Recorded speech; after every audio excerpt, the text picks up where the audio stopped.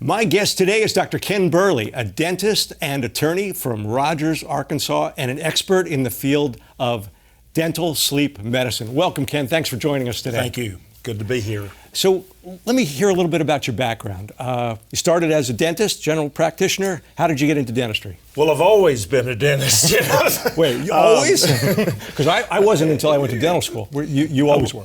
Yes, went to dental school and things in life happened. I had always been interested in the law and went to law school, went to night school while I had 2 dental offices, and after that, I really didn't expect to do as well in law school as I did, but I had all of these offers, and for a period of time, I was actually ended up being the managing partner of a law firm and had 2 dental offices at the same time. So I've been a real underachiever. Yes, busy.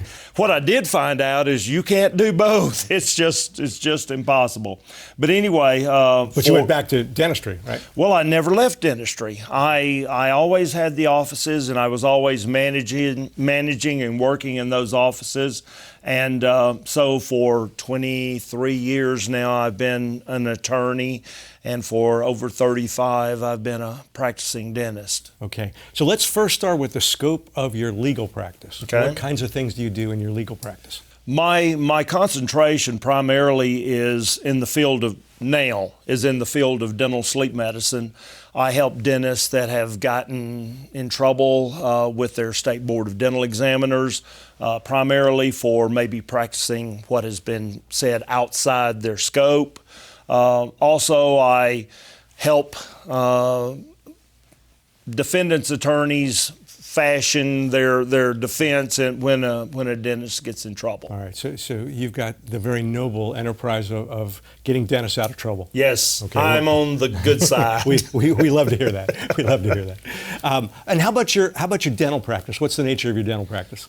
I am almost exclusively sleep now. Not quite. I mean, we still have our hygiene department, and we still see our patients, but I'm not doing as much general dentistry now as I once did. But we're probably 90% sleep and maybe 10% general dentistry. Okay. And you and I met last year at an ADA meeting that was Yes. about sleep disorders. I was a neophyte trying to learn my way around, and you were one of the leaders of the group there. So you're very well established within this field of dental sleep medicine. Can you tell us how you got involved? Well, that's kind of a long story. It started with me realizing that my grandfather died of a stroke in the middle of the night. My dad died of a stroke in the middle of the night, and they physically looked just like me. And one thing led to the next, and I started becoming very, very aware of dental sleep medicine, and this is many years ago. I was actively treating a lot of TMD patients, and interestingly enough, at that point I didn't know, but I do know now that most of those patients with TMD, or many of the patients, also have a sleep disorder. So we were finishing up those cases and using an appliance that actually protruded the mandible at night. And these people, not only were their TMD issues being resolved, they kept self-reporting that they were sleeping much better. So one thing led to the next, and slowly but surely you start evolving and figuring out there's things we don't know. Then we had the patient come in that had been a dental patient for a long time, recently married, and in preparation for his new life, he actually had a sleep study. And he knew he snored a lot. And of course, sleep physicians put you on a CPAP. Mm-hmm. And he could not tolerate it. Now, is that a common thing that people can't tolerate? Oh, yes. In fact, there's research everywhere about what percentage of patients can actually tolerate CPAP, and the numbers are really pretty poor. And about 25% maybe after a year are actually using a CPAP, and by using it I mean 4 hours a night. So even utilization as it's defined isn't real utilization. A very, very small percentage of patients actually use a CPAP all night, every night. That's where dentists come in. We have a solution for that. But anyway, this patient came in, and after 6 months of marriage, they were already in counseling. He had already been relegated to the second bedroom. And he said, Ken, I've been on the internet and I understand there are things that you can do to help. And Neil, I knew nothing about dental sleep medicine. I can certainly relate to that. I knew how to take 2 impressions, so I said, I think I can help you. And he turned out to be my first patient, and I did everything wrong. I didn't follow protocol. I didn't have a prescription. I had nothing except a desire to help a patient. And gosh, that's been a lot of years ago now. And he's got twin boys that are teenagers and all of this sort of thing. And it's kind of interesting. His wife now brings the appliance in when it needs to be titrated. He's your patient, but his wife is your fan. Yeah, the wife is my friend. She says, Ken, he's snoring again. So, sleep disorder breathing or obstructive sleep apnea is a progressive condition, and these patients do need to be followed, and there will be continued titrations and adjustments and things that go along. But anyway, he became my best fan.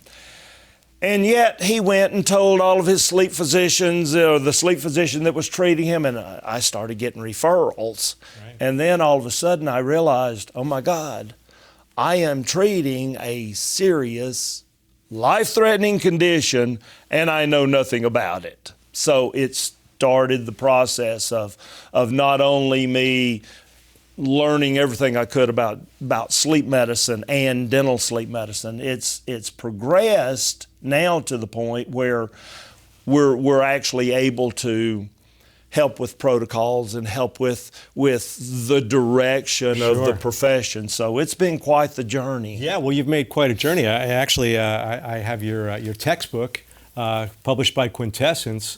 Congratulations! It's a fantastic, fantastic book. There's 2 kinds of textbooks in dentistry. There's the one that's so esoteric and highly detailed that you just use it for reference, and then there's the textbook that's very, very readable, that you can read from cover to cover, which I did, by the way, and read from cover to cover and really get an understanding of the topic. And that's what you and your co-author Steve Carstensen have achieved. And congratulations on that. Well, thank you. It wasn't my intention. When we were initially approached by Quintessence, I wanted a textbook. I wanted, something we could go to a dental school and it was really, really detailed.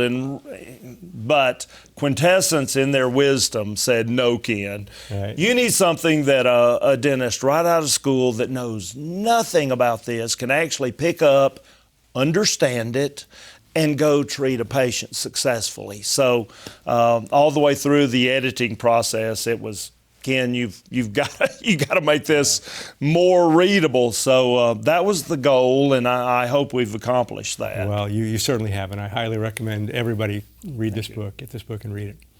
Ken, how many people in this country suffer from these sleep problems? First thing, I need to define what we're talking about. Most people don't understand that when we talk about obstructive sleep apnea, that is a small portion of a big problem. If you look at a baby over here on the left-hand side that literally sleeps without any sound at all, once we start having any noise or any resistance to breathing during sleep, we start having issues as a result of that. So and it's not a true continuum, but if you start looking at a baby and then noise, and then now you have something you recognize as snoring, and then the snoring or other resistance starts starts causing arousals or less deep sleep, then you start having what we call respiratory effort-related arousals. At that point, the patient's really starting to have symptoms. And then that continues to where now we have obstructions or partial obstructions of the airway, where we have a patient stopping breathing for at least 10 seconds or almost stopping breathing, where we now are getting oxygen desaturations, and then all the way up to where we're having the airway totally closed off at night. This is this almost weird continuum from bad to worse. That whole problem is called sleep disordered breathing, okay? So when you talk about sleep disordered breathing, you have everything from flow limitations, where they're not really snoring, but they're not getting a full breath, all the way up to their airway is being totally closed off. They're choking more or less at night, and they're having the sympathetic fight or flight response to all of that. But if you look at the scenario from snoring all the way to full obstructive sleep apnea, we know that at least 60% of the population snores regularly, okay? So if you look at 330 million in the United States, we have probably close to 200 million that suffer from some sleep disorder at least part of the time. The question becomes, where do those symptoms get to be problematic enough that they need some type of treatment? And that's when the symptoms are negatively affecting you or other people, okay? We can go on a child and just a little bit of flow limitation can cause that child to be hyperactive during the day, tired, restless, inattentive. So even minor flow limitations that aren't even really snoring can cause a child to be symptomatic. That probably isn't the case with an adult. But there's a point where we sit there and say, okay, this is bad enough, we have to treat. And then there's a part that's carved out that we say, this is disease, okay, and insurance companies pay for it and all that kind of stuff. And that's where we talk about the treatment of obstructive sleep apnea. And those are hypopneas, where the airway's almost closed, and apneas, where the airway is totally closed, basically. So, but there's probably 200 million people in this country that suffer from some level of sleep disordered breathing. The NIH, which I go to for many of my terms and numbers, they say that 60% of all senior citizens have obstructive sleep apnea or sleep disordered breathing. Their definition of senior citizens, I hate to say, is someone over 40. Okay. That's a problem for me. That's a problem for me too.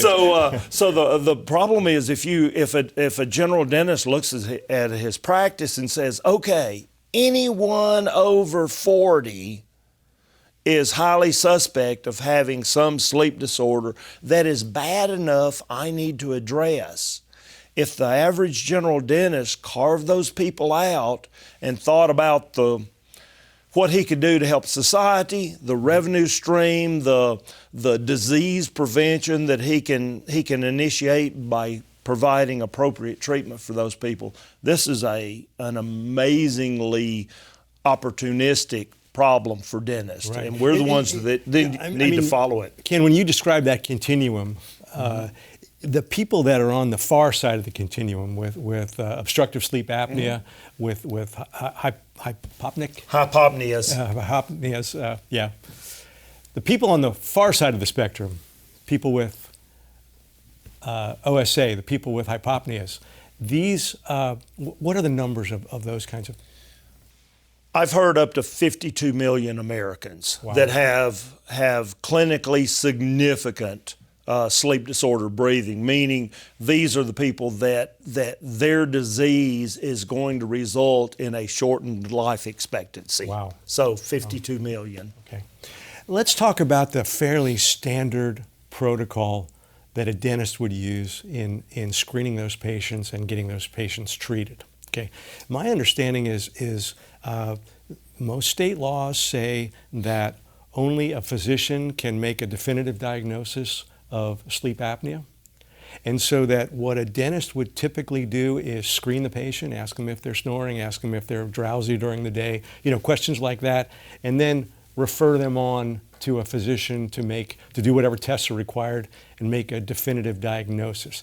Did I capture what is the sort of the standard protocol right now? Close. Okay. Well, close is what I was going for. First thing we need to deal with the comment you made about state law. Okay.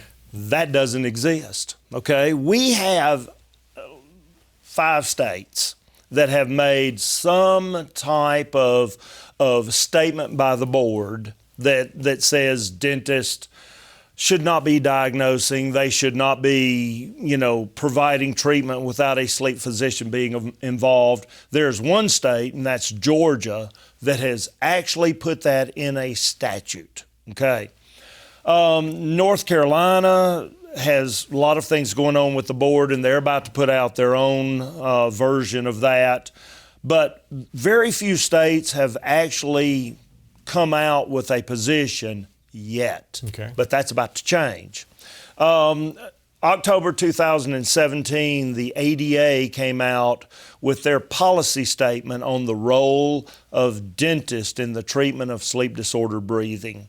And as you probably know, once the ADA speaks, everyone else kind of lines up. And once they came out with that policy statement, now there's 5 different states right now, and I don't have them memorized, but they're in the process of adopting that ADA policy statement or a version of it. The policy statement is kind of a double-edged sword, right? It says that it is within the scope of dental practice to do this screening for sleep apnea, yes, right? Absolutely. But by the same token, then it says that they're supposed to be referred. Right. Okay. Right. And that is unique for dentistry because we don't or haven't historically screened things that we then can't touch. Now, obviously, malignancies are the exception to that, but if you look at the definition of the practice of dentistry, obviously screening and treating OSA is well within our definition. However, there is a turf war going on, and that's basically what it is. We have approximately 4,000 sleep physicians in this country. Most of those guys have been grandfathered in, and it's kind of their slice of the pie to provide sleep tests within the sleep lab, come up with a diagnosis of OSA. But Ken, 4,000 sleep physicians, I know. 60 million people with a life-threatening the numbers issue. don't work. They don't work. They don't work. And that's the big quandary that we have. We have approximately 190,000 dentists. Now the ADA's passed a policy statement saying they have to screen, okay? To put that in perspective, starting this year in San Francisco, Steve Carstensen and I are doing a 2-day course on the ADA policy statement and what it actually means for dentists. And once the ADA says you need to screen, if you don't screen, there could be legal ramifications of that. So now we have 190,000 dentists over the next few years. They're going to be screening their patients and sending them to the local sleep physician. Now the problem with that, I used to have a practice in Star City, Arkansas, population 1,200, okay? The closest sleep physician is an hour and a half away. Not only do you have access problems, you have number problems. Obviously, there's way too many patients that are about to be screened and not enough sleep physicians to adequately diagnose and screen. So the numbers are out of control. I mean, 195,000 dentists are almost mandatorily going to screen for this disease, and they're trying to refer them to 4,000 sleep physicians that are concentrated right. in the bigger cities. Is there another way? Is there another protocol that's going to work better? You and I have been talking about this at length, and I think this absolutely is not going to work. Even in my area, we have 5 sleep physicians in Northwest Arkansas, so we're blessed. I have one right across the interstate from me. However, the wait times, by the time you get a patient into a sleep physician, he does his evaluation, then he sets them up to have an overnight sleep study, okay? And that can either be at their home or in the sleep lab, but usually there's a wait there before they are what's tested. a typical amount of time from the time that a dentist screens the patient and makes that referral till the time that the patient actually gets some treatment? Well, that depends on the area and how many sleep physicians you have. In our area, it can be certainly months, and many times it's 4 months or more before they have any type of... So you got the patient in the chair. You say, hey, you might have this life-threatening, horrible disease. Let's get things going so in 6 months we can get you treated. Exactly. And then the problem is a lot of times the treatment that they're provided, they can't use. So we're sitting CPAP, there, yeah. we're sitting there telling them, okay, this is life-threatening, this is the treatment, and I don't know if you've ever worn a CPAP. I have. It's not fun. It's not fun. Now, the people that can do it, great, but many people can't. So we have this, what I consider an unacceptable wait time. And the one of the things that I've proposed is that once we screen a patient and we know they have significant symptoms of OSA, I think it's foolish of us not to provide some type of provisional therapy for those patients. In fact, I had a young 25-year-old young lady that I knew had significant daytime sleepiness. She even admitted to me that she would pull up to a stop sign and fall asleep before she pulled out. So anyway, you screen her. You do what the protocol says, which is refer her to a sleep physician. And in her case, it was 4 months before she saw the sleep physician. She fell asleep on the interstate, hit a bridge abutment, and luckily she survived, right. But it was a miracle that she survived. By the time we finally got her tested, okay, she had what we call an apnea-hypopnea index. That's counting up all the times you fall asleep and then dividing it by your sleep time. She fell asleep, she had an event 47 times an hour. So almost once a minute, she was stopping breathing. Well, anyway, 25-year-old single young lady was put on a CPAP. I don't care where you are, that's not gonna work. So anyway, she quit wearing the CPAP and ended up in my office, and now she's absolutely controlled by oral appliance therapy and a happy camper. But the reason why I bring up that story is if I had put her on a provisional appliance of some type, something that wasn't terribly expensive, that I could provide to her quickly, and for her to use that until the time that she got to a sleep physician and got a definitive diagnosis, that accident may have been prevented. Additionally, I've had a number of patients that have had strokes or heart attacks waiting on So getting just treatment. for me to kind of restate your point here, you said you're proposing a protocol where change. you do some kind of a provisional treatment before they even get to the sleep physician for a definitive diagnosis. Yes. And you have a protocol that'll work for dentists throughout the U.S. Well, the good news about the ADA protocol obviously that's going to end up being the law of the land. It says we screen, and it says when a patient has a positive screening, we refer that patient. The disconnect is how long there may be between that initial screening and a definitive diagnosis. Right. I mean, when you're talking months, if this is a serious condition, which we all think it is, those numbers don't work. And with the dental population of dentists now screening, those wait times are only going to get longer. So we certainly don't want to violate the ADA protocol, but dentists and physicians work on provisional diagnoses. We go in, we examine a patient, and we make a determination of what we're going to have to do provisionally. Many times we have to do tests or x-rays or other things to determine a final diagnosis and a final treatment plan. Physicians are the same way. Sure. If you show up in an emergency room with chest pains, they're not going to wait, for the lab results to confirm it. You're going to get immediate treatment based on a provisional diagnosis that you're having a heart attack of some type.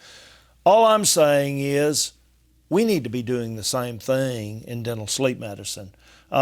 If we have an appliance, which Glidewell does, that can be done quickly without a lot of expense, and we can get it in the patient's mouth, and they can wear that provisionally, you know what I'm saying, until we get a definitive diagnosis, that is the better treatment.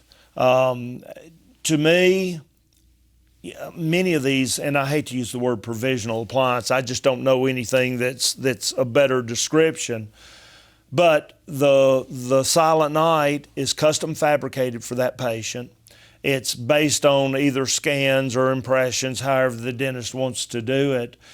That appliance can be done quickly. Since there is not a diagnosis yet, there's no insurance, there's nothing like that you're going to file because there's no diagnosis to file that on.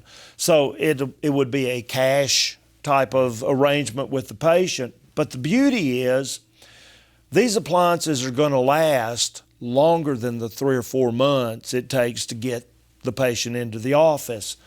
So if the patient is put on CPAP, the appliance could actually be worn with the CPAP. It moves the bottom jaw out, helps open the airway so the CPAP pressure could be much less. And if the sleep physician is convinced he wants to do CPAP, the combination therapy results in a much more tolerable amount of pressure being used in the CPAP.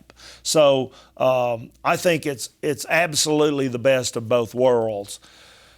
Once the Silent Night is no longer functional or whatever, another appliance could be made. Or once there's a definitive diagnosis, if the patient wants a maybe a more sturdy appliance, for lack of better terms, that could be done also. So, but just to clarify that, I mean, the Silent Night is not a provisional appliance. You're just using it in a provisional I am using treatment it plan. provisionally, Right. And I know it is not classified as a provisional appliance.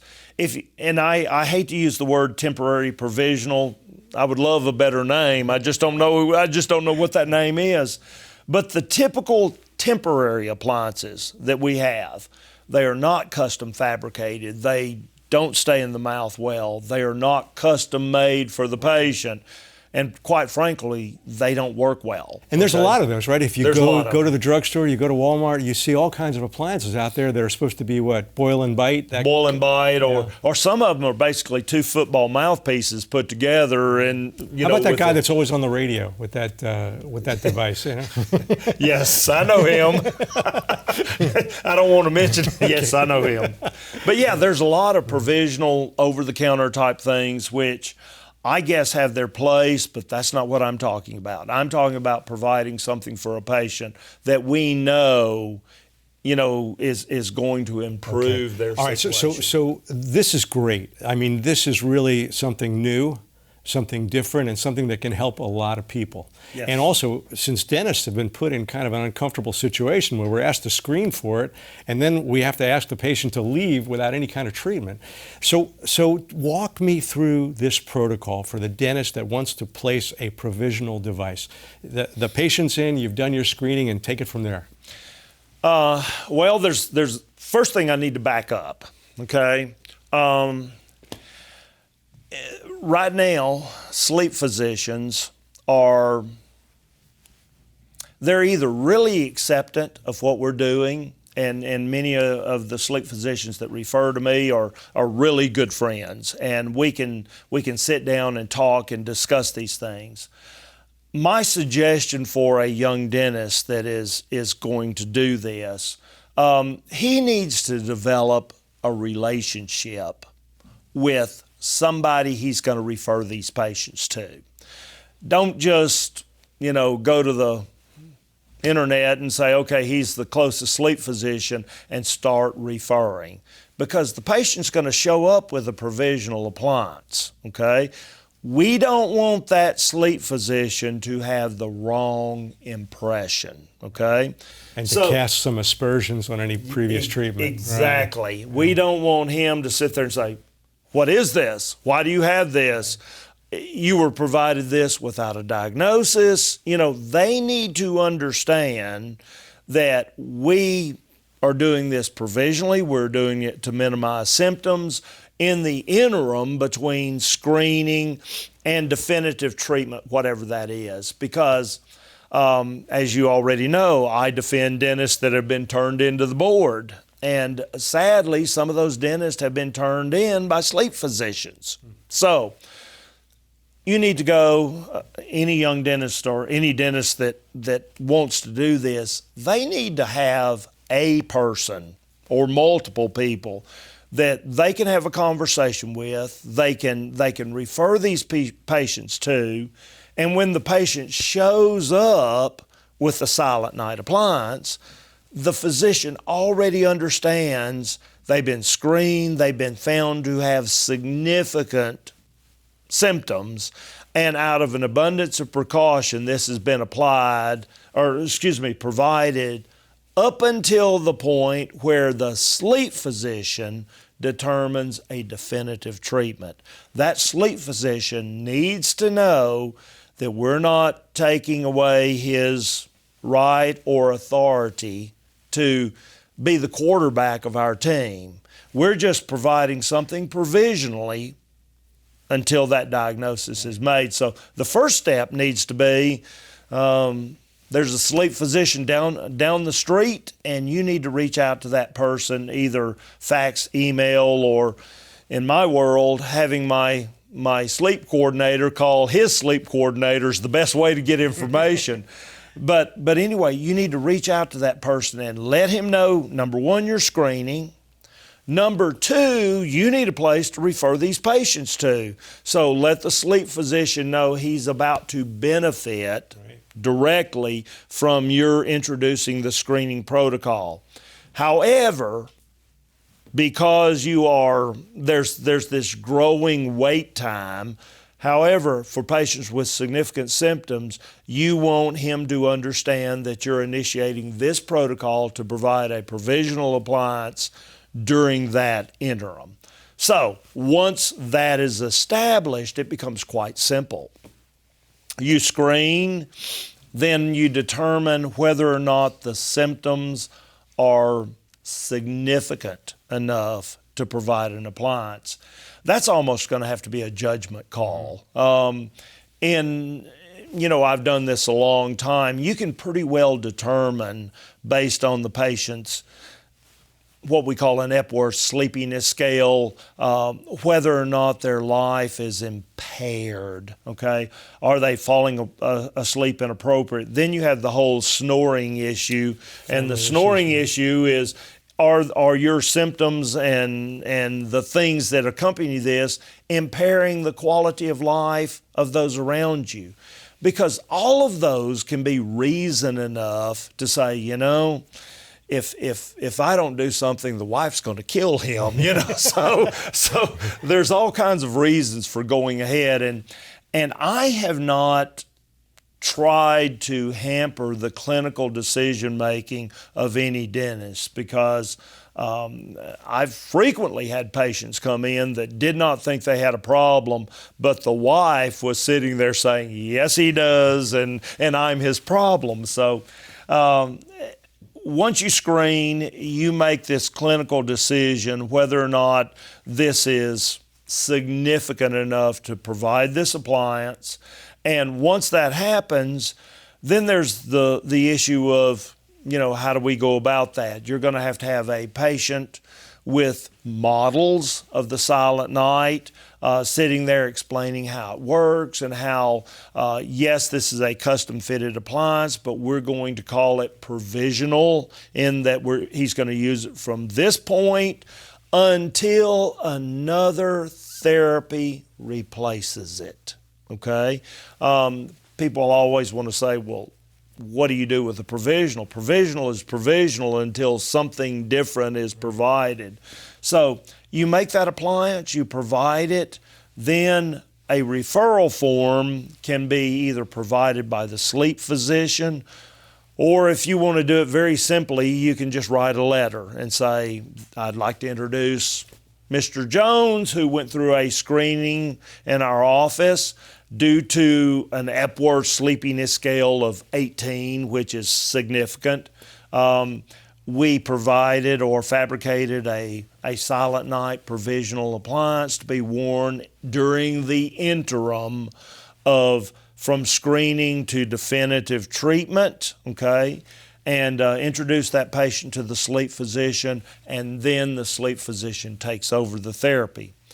The patient is either a patient with OSA, where they have clinically significant sleep disorders, or they may still be a snoring patient. The sleep physician wouldn't want to treat them. Then the question becomes, okay, do we just use the Silent Night for that from then on? As long as that is the therapy that the patient and the sleep physician decide, you're good to go. Sure. So now, is there any opportunity, since the patient, when they have the sleep study, they already have this provisional device, is there a way to determine the effectiveness of the device during that sleep study? Yes, there is, but that would have to be coordinated with the sleep physician as to how he wanted to do it. You may or may not know that most Thursdays and Friday nights, I'm actually in the sleep lab, and I go there to titrate the appliances that I've provided during the interim before that. So I'm actually there going in and making sure the appliance has achieved its maximum medical improvement for that patient, because you want the appliance to be, effective. During the initial sleep study, the physician could do what's called a split night study. A split night study, they actually go in and do a diagnostic portion, which is usually the first minimum of 2 hours. So they diagnose the patient as being normal or a snorer or having mild or moderate or severe sleep apnea. So that diagnosis is determined. Then the tech that's running the study then goes in and provides therapy. Now the therapy could be the Silent Night, where the Silent Night is placed in, then the patient goes to sleep, and the Silent Night is then titrated in the lab. Or it could be the patient turned out to be severe, okay? And the protocol basically says if a patient is severe, most insurance companies want them to try CPAP first. Okay. So if they have the Silent Night, they could place the Silent Night in, and then the CPAP is titrated to the effectiveness of the Silent Night. So there's a number of different ways that actually could be done. That's actually one of those dinner meetings with the sleep physician where you sit there over a steak and say, how are we going to do this, Right. okay? Or what are our options? And there's also situations where a combination therapy where they wear the appliance and they do CPAP, right? That happens all the time. And that's the beauty of having the appliance there when you do the initial therapy. Many times I'm having to send the patient back to the sleep lab with an appliance saying we're going to try combination therapy, so it's another sleep study, more expense, and that sort of thing, where if they actually have an appliance at the time of the initial study, it may actually be more cost effective. Well, Ken, I think you've made a great case for this provisional therapy. I think we're fortunate that we have you, who's an expert in dental sleep medicine, as well as being a practicing attorney. With that in mind, I understand that you have produced an informed consent form to help dentists stay out of trouble during this process. Yes. First thing, you do not need to do a mandibular advancement device without a good consent. Regardless of the... Regardless. I mean, whether it's a Silent Night, a provisional, or one of the more traditional appliances, you've got to do a consent. And as we know that there's basically no therapy that we do in dentistry that doesn't have some negative to it, and mandibular advancement devices are the same. First thing, obviously, if you advance the mandible, if the patient has significant TMD issues, you can introduce a TMD type of flare-up. The other things that are more common, though, if these are, for lack of better terms, orthodontic appliances, and they're putting pressures on teeth, so you can have some tooth movement, some jaw movement, some bite issues that can develop. So absolutely a consent needs to be used. But more importantly, if you are providing a sleep appliance, a sleep disorder breathing appliance without a diagnosis, you want to outline in your documentation why you're doing it. And it needs to be clear that that patient is going to be referred, and you're not doing it to go around a sleep physician. You're going and doing it to minimize symptoms, to minimize the effects of this disease until a diagnosis or another therapy is ultimately initiated. So the consent prevents, hopefully, any issues with the board, i.e. you're providing treatment without a diagnosis, or it prevents or minimizes the risk of doing a therapy that could have maybe a negative effect of tooth movement or jaw movement or any of those things. However, for dentists that are doing this, they don't really need to be worried about side effects of these appliances. Now let me explain that. Are you talking specifically about the Silent Night, or is this... this is generally. Okay. The Silent Night really has probably less side effects than many of the appliances I see, but dentists need to understand when we do a filling, a root canal, an implant, or whatever, the life of the patient is not at stake, okay? Rarely do we do procedures that are going to extend the life of a patient. Dental sleep medicine's not that way. There's research everywhere that says an untreated severe apneic, his life expectancy is going to be 15 years less than a treated apneic. So if you look at the quality of life issues and the severity of OSA and the fact that it directly either causes or contributes to heart attacks and strokes and high blood pressure and diabetes and the myriad of things that we die from, but yet we don't treat the cause. We don't deal with the fact that OSA is initiating many of these things. So I look at a little TMD flare-up, which most dentists can easily deal with, or a little bit of tooth movement that might occur with these. It's almost like having open heart surgery, bypass surgery to save your life, and complain about the scar, okay? I look at my patients, straight in the face and say, look, if you wear this appliance long enough, you may get some tooth movement, but you'll be alive to know it. Okay? And I say, if that's going to be a problem with you, then you don't need to do this. Okay? And I have never had a patient, and we've had patients with significant tooth movement after years of wear.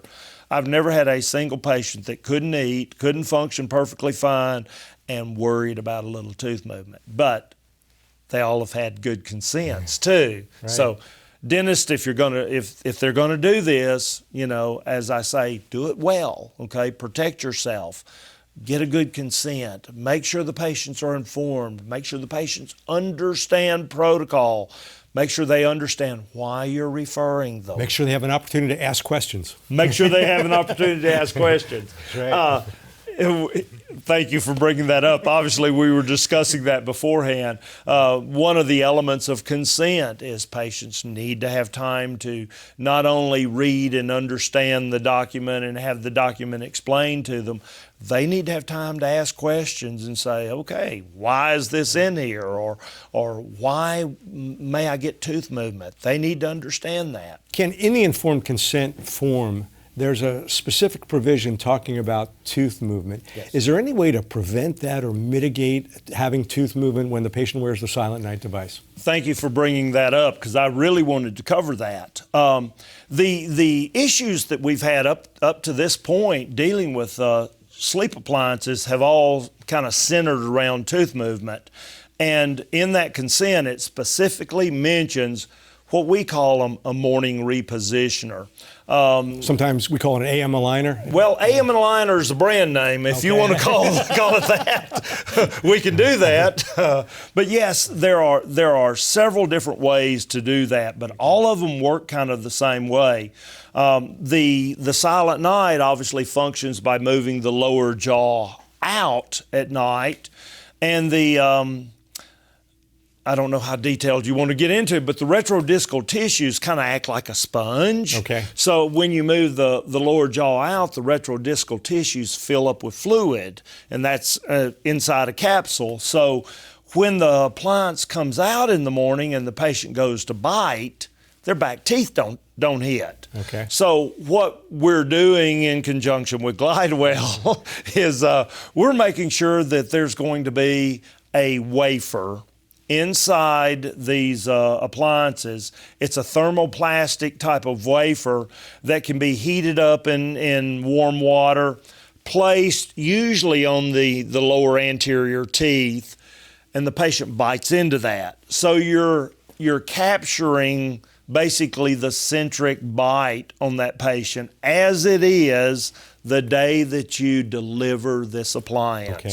So what that patient does in the morning, in our office, we usually tell them, go in, take your Silent Night out, clean it, and stow it away.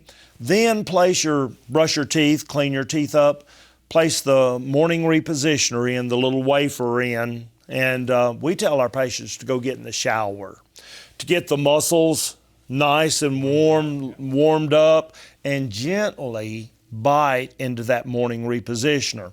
If you use the type that just goes on the front teeth, they can actually feel their back teeth coming together, and they can feel themselves, we call it recapturing their bite. Once those back teeth are hitting and the bite feels normal, they're through with that morning repositioner. And most of the time, by the time they get out of the shower, they have done what is necessary to, I'd hate to say prevent tooth movement, but at least minimize it. And for dentists that are doing this, that certainly minimizes risk of tooth movement and maybe a legal risk of a complication down the road. So I'm a big believer in some type of morning repositioner provided to each patient that has a sleep appliance. Well, that's great advice. And that comes with the appliance when they order it from Glidewell? Yes. That's great. That's great. Well, thanks. With the kind cooperation of our good friend Dr. Ken Burley, we're able to offer you two things. First, if you go to the glidewelldental.com website, you'll be able to download the informed consent form that dentist attorney Dr. Ken Burley has come up with. And we've talked about this form extensively. It's what your patient needs to understand to go forward with this provisional treatment. And you'll also be able to get a 25% discount on this new textbook from Quintessence, Dental Sleep Medicine by Ken Burley and Steve Carstensen. It's a great read. You'll read this cover to cover and really gain a tremendous understanding of the field. Ken, thanks so much. It was a pleasure to be with you today. Thank you, sir.